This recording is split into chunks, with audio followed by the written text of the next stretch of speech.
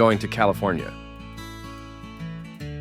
The sun dipped low over the Pacific, casting a golden glow across the rolling waves. Sam adjusted his backpack and stepped off the bus into the small coastal town. The sign above the station read, "Welcome to California." Its faded letters, a testament to years of salt and sun. Sam had come here chasing a dream, or more accurately, the idea of a dream.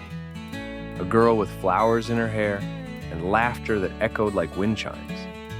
A girl he had never met, but somehow knew. It all started with the songs. He'd heard the voice on the radio late one night in his dingy apartment back in Ohio. A woman singing about love, loss, and the sea. Her words wrapped around him like a warm breeze, pulling him into a world he couldn't shake. He spent weeks tracking down her albums, only to find no pictures, no credits beyond the name, Avalon. Her voice felt like home and adventure all at once. When he closed his eyes, he saw her. Long hair, piercing eyes, and a guitar in her lap as she strummed songs meant only for him. Sam didn't tell anyone why he was going to California. His buddies at the bar would have laughed, called him a fool. Maybe he was. But he couldn't ignore the pull. The feeling that she was real, waiting for him somewhere on this sun-soaked coast. He hitched rides, slept in cheap motels, and worked odd jobs along the way until finally he arrived.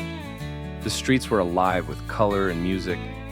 Buskers played guitars on corners, their cases open for coins and dreams. Tie-dye shirts hung from shop windows, and the air smelled of salt, patchouli, and something else. Freedom, maybe. Sam wandered aimlessly, his eyes scanning every face, hoping for a sign. That evening, he found himself at a bar tucked along the beach. The place hummed with energy. A band played a raucous cover of Black Dog as the crowd swayed and sang along. Sam ordered a beer and found a seat in the corner. "You're not from around here, are you?" asked the bartender, a woman with silver rings on every finger and a knowing smile. "Just passing through," Sam replied. "Looking for someone." "Aren't we all?" she said, sliding him his drink. As the night wore on, Sam felt his hope waver. Maybe he'd built her up in his mind, a phantom conjured from a mix of loneliness and music. He finished his beer and stood to leave when the stage lights dimmed and a hush fell over the crowd. "Ladies and gentlemen," the MC announced, "give it up for Avalon." Sam's heart stopped. A woman stepped into the light, her silhouette striking against the soft glow. She carried a guitar and wore a flowing dress that shimmered like the ocean. When she looked up, their eyes met for the briefest moment, and Sam knew. It was her. She began to play, her fingers moving effortlessly over the strings, her voice a balm for every ache he'd ever felt. She sang about chasing dreams, about heartbreak and hope. Sam stood frozen, the world around him dissolving into her song. He wanted to rush the stage, to tell her everything, that she'd brought him here, that he'd crossed miles and mountains for this moment. But he couldn't move. After her set, Sam pushed his way through the crowd, desperate to catch her before she disappeared. He found her outside, sitting on the sand with her guitar. The moon lit her face, and she looked even more ethereal than he'd imagined. "Hi," he managed, his voice trembling. "Your music, it brought me here." She smiled, her eyes searching his. "That's the magic of songs. They have a way of finding who they're meant for." "I think I've been dreaming of you," he blurted, feeling foolish. "Ever since I heard your voice." She tilted her head, studying him.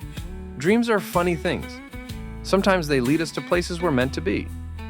They talked for hours under the stars, sharing stories of wanderlust and longing.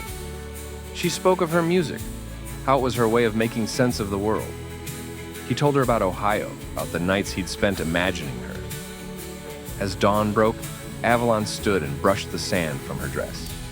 "I'm glad you found me," she said softly. "But I'm not someone to hold on to.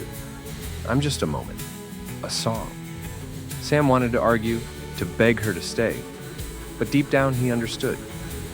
She was the spirit of California, wild, untamed, and fleeting.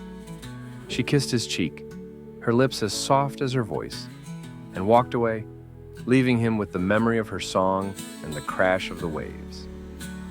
Sam stayed on the beach, watching the sun rise over the Pacific. He hadn't found what he was looking for, but he'd found something else: the courage to dream and the beauty of letting go. As he stood to leave, he swore he heard her laughter on the wind, carrying him back home.